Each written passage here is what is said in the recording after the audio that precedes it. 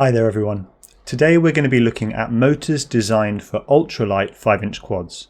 And we're going to be asking the question, can this $13 EMAX ECOII 2004 have any hope of matching this $20 motor from AxisFlying or this $22 motor, the Aerolite from Umma? And the answer is no. This $13 motor doesn't just match those other two motors. I think it outperforms them significantly. So let's look at the testing that I've done, the results that I've got, and you can let me know down in the comments if you agree. Let's get into it. Okay, so let me show you the test stand that I'm going to be using for doing these motor tests. This is a 10 kilo thrust stand from Wing Flying, and you can see here I have a Zing 2 1806 motor mounted to a quadcopter arm, and that's attached to the motor mount there on the thrust stand. Just below it we have an infrared temperature probe which can monitor the temperature of the motor during the test. And next to that we have this small load cell. Now this load cell is used to measure the torque that the motor is applying to the prop during the test. And there's a second load cell here at the back. This is a much larger load cell that's used to measure the axial thrust of the motor. So you can see here this large bearing or bushing, and as the prop produces thrust, it pushes against that load cell and you get a reading for the thrust from the motor. The Zing motor is connected to this stack, and this is the stack that I used for all the tests. This is an iFlight F7 flight controller connected to an 80 amp ESC. So it's a massive ESC, and I wanted to use that to make sure that there's no limitation on the motor from the ESC. You can see that this 80 amp ESC is connected to an enormous XT90 connector, and that goes down here. And on the back of the test stand you can see a current meter. So this is measuring the current and the power that's being consumed by the motor. Here is the electronic brain of the test stand. You can see that there's power and comms, and then also plugs for all of the sensors on the test stand. We've got RPM, torque, thrust, and temperature there. And you can see there's also expansion slots for a second RPM measurement. For example, if you were using 2 counter-rotating motors, and also a pitot tube for air velocity as well. And even an SD card. I'm not sure what that's used for.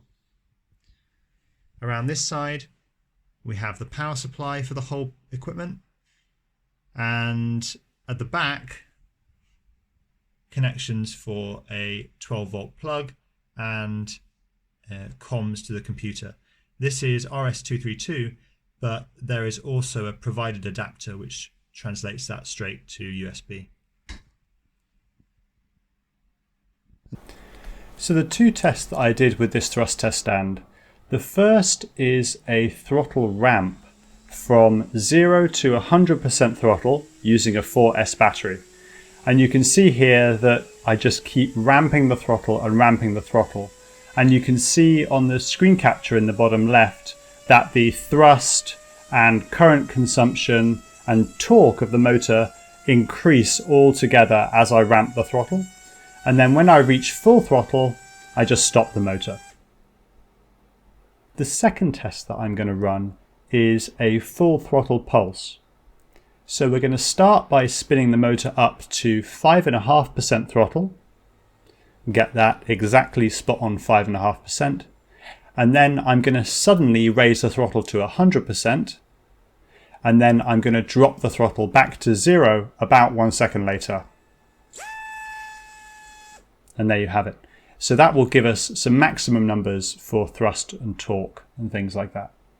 The software that Wing Flying provide with the test stand is going to allow you to log data to CSV file, which is what I use to produce the graphs you're going to see later.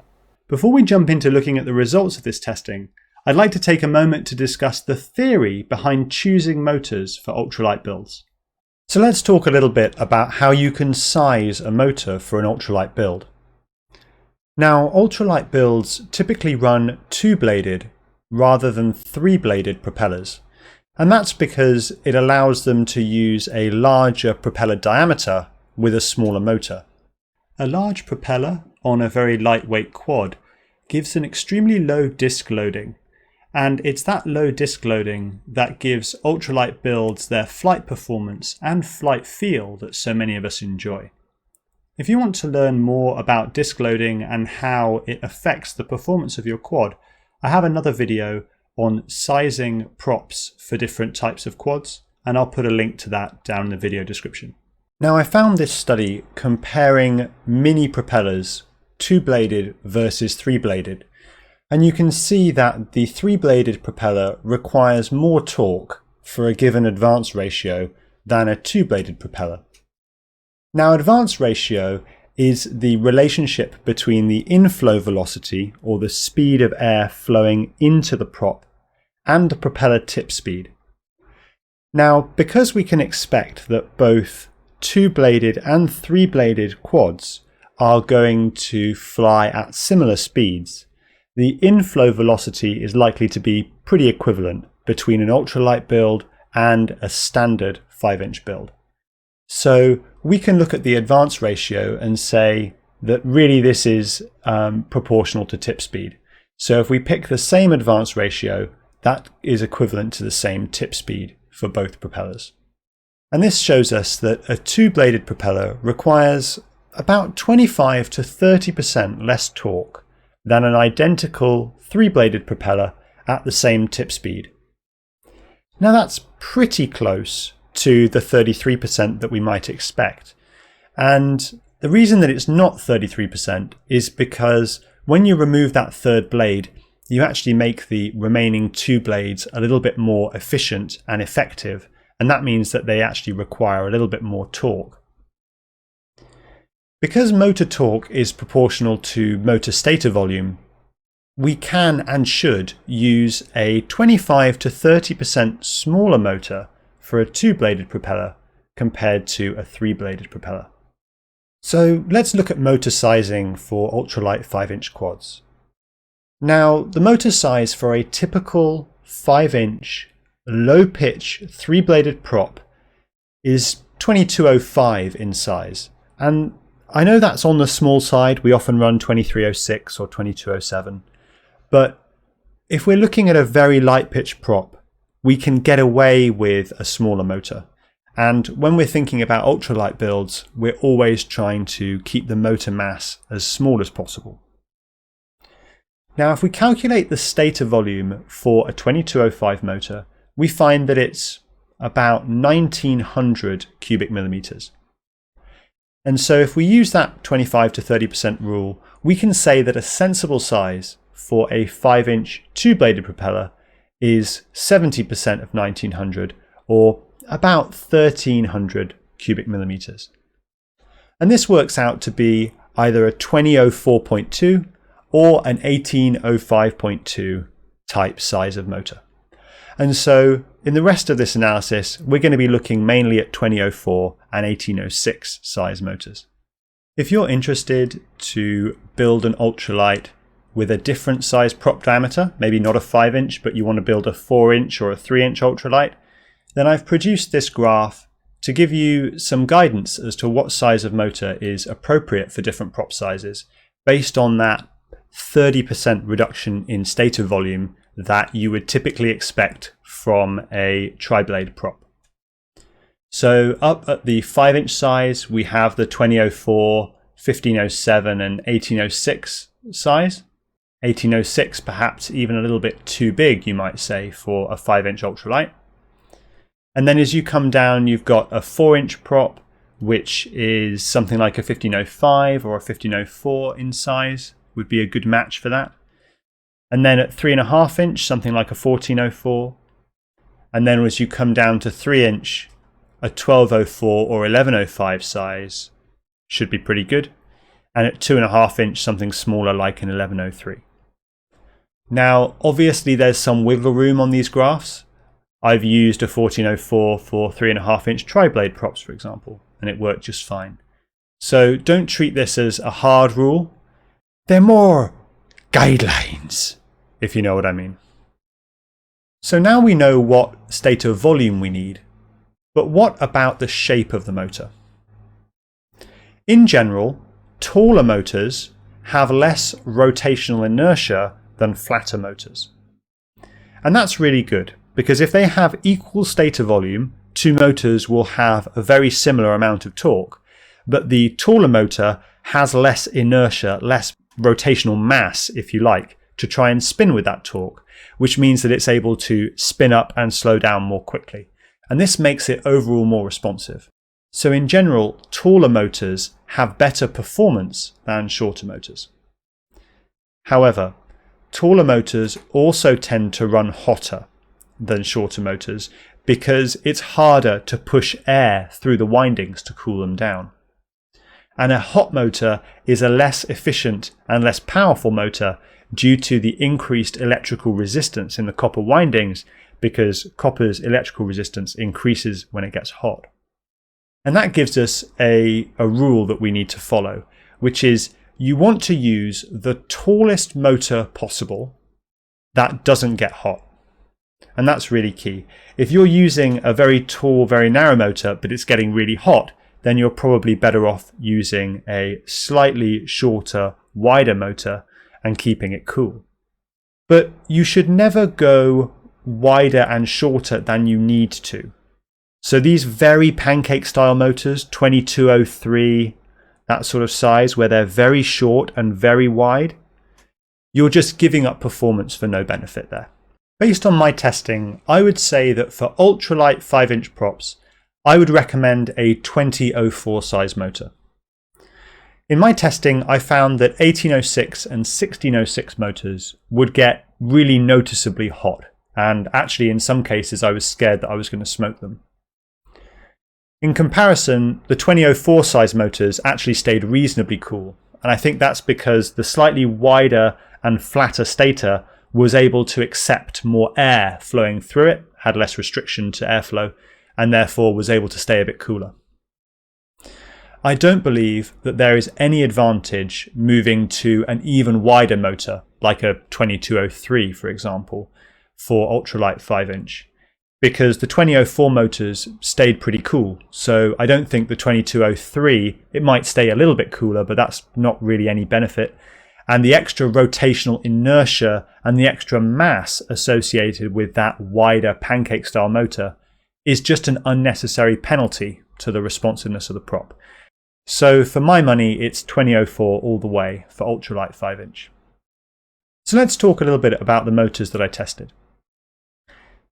I tested the Xing2 1806 at 2500 kV, the AxisFlying 2004 at 2910 kV, the EMAX ECOII 2004 motor at 2400 kV, the Aerolite 2004, again at 2400 kV, and the Diatone Mamba 1606 at 2700 kV. The testing consisted of two parts. The first was a throttle ramp from 0 to 100% throttle on a 4S battery. And you can see here that I've plotted out the thrust produced by the motor against the power that it consumed. And all the motors followed a similar shape curve, but we can see that there are really two standout performers here that are producing a little bit more thrust at every power level. And you can see that that's the EMAX ECOII and the Umma Aerolite. And I feel this graph is in a way the most fair comparison that I can make between the efficiency of all these motors, because it's independent of kV. Here we are looking just at the electrical power that the motor consumes and the thrust that it produces. A more efficient motor will produce more grams of thrust per watt of power and will end up being higher up on this curve. And these more efficient motors are going to give you longer flight time and better performance at any given power level. It's interesting to see that the iFlight 1806, which is a larger motor than these other ones on test, has a moderate efficiency at low power levels, But then that efficiency starts to improve at higher power levels. And this is quite typical of larger motors. They do tend to be more efficient at higher power levels. And that's because they have more magnetic material in them and a larger area over which the magnetic field acts. And that means that they can generate more torque and consume more power before they reach magnetic saturation. So a larger motor is always going to reach magnetic saturation at a higher power level than a smaller motor, all else being equal. The second test I did was a full throttle pulse with a 4S battery. And you can see here the maximum power that the motor consumed, the maximum thrust that it generated, and the efficiency with which it generated that thrust. And we can see that there are some standout performers here. So the AxisFlying 2004, with its much higher kV, was able to consume a lot more power and generate a lot more thrust. But we have to notice that it didn't do that very efficiently, and it drew an enormous amount of current, 30 amps, to do it. Now, I would say that if you're running a typical battery for an ultralight 5-inch, maybe an 850 milliamp hour, I wouldn't expect a battery like that to be able to supply close to 120 amps if you had 4 of those motors. And so it's likely that you wouldn't actually be able to achieve that thrust in practice. Your battery would end up being the limiting factor. If we look at the Xing 2 and ECO 2, we can see that they both produced a more modest 565 grams of thrust, something like that. But they did it much more efficiently, 1.9 or close to 2 grams of thrust per watt of power. And also they consumed a lot less current. I think that 20 amps is actually pretty appropriate for something like an 850 milliamp hour 4S pack. I would expect that, a 100C discharge of that pack is going to be 85 amps. So it can probably supply the current to produce those thrust numbers in flight. If we look at the smaller motor, the Mamba 1606, we can see that it consumed a fair amount of power because it's got that slightly higher kV, 2700 kV, but it wasn't able to produce as much thrust, and it was very inefficient at producing that thrust. And this is an example of having a motor that has too much prop on it. The magnetic materials in that motor are reaching saturation, and you're losing efficiency as a result. So it's drawing a lot of current, it's getting very hot, and it's not producing as much thrust as a larger motor. So what we can see here is really that for this prop, which is the HQT 5x3, the 1606 motor from Diatone is just not big enough for that prop. The Aerolite motor also performed well, consumed about 300 watts to produce 510 grams of thrust, a little bit less than the iFlight 1806 and the EMAX ECOII, and it also did it with moderate efficiency, about the same as the AxisFlying. So, not as good as the Xing or the ECOII. But the current that it consumed is quite reasonable. If we look at the maximum torque produced by all of these motors, we can see that the benefit of the larger motor is coming through here. The 1806 was able to produce quite a lot more torque, and the AxisFlying also produced a lot of torque as well, but we have to temper that with the fact that it consumed an enormous amount of current to produce that torque. So it did produce more torque than the Xing 2, but it did it very inefficiently. The other motors, the EMAX ECOII, the Mamba and the Aerolite, all produced less maximum torque.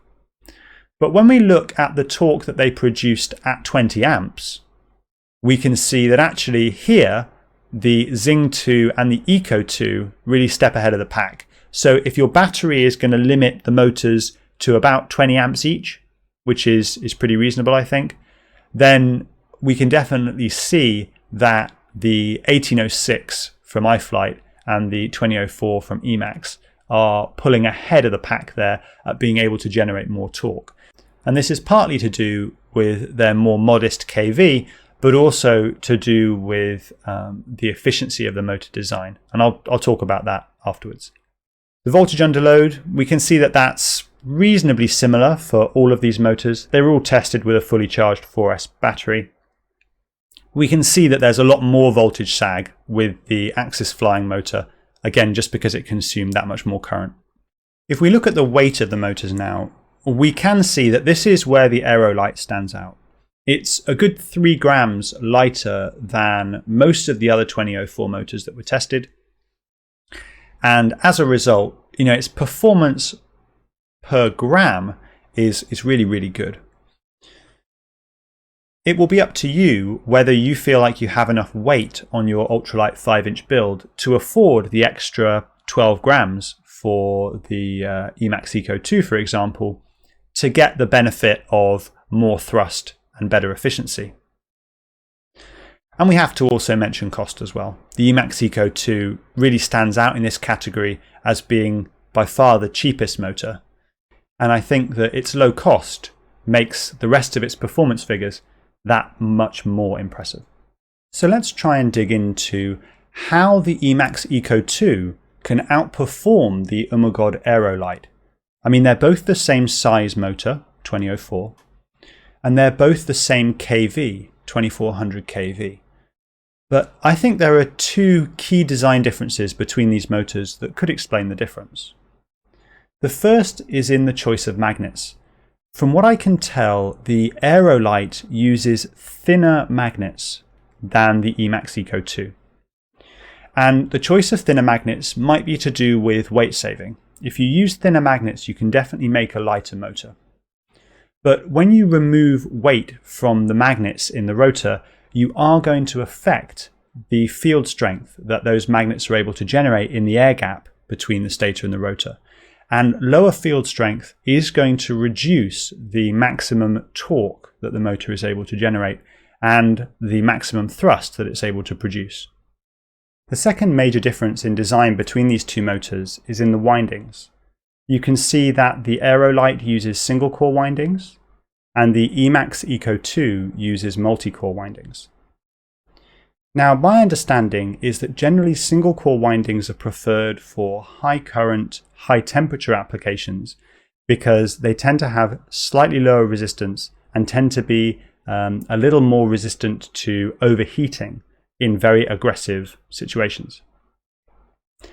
In comparison, multi-core windings have a performance benefit because those thinner wires are able to pack more tightly around the solenoid. And actually you can see, looking at these 2 photos, that EMAX have been able to get more copper around their solenoid than on the single core winding of the Aerolite. And that additional copper is going to provide a benefit in terms of the electrical flux that's flowing around the solenoid and therefore the magnetic field that it's going to generate. So some of the extra weight, that extra 3 grams in the ECOII, has gone into heavier magnets and more copper around the windings. And both of those are helping it improve its performance and efficiency over that of the Aerolite.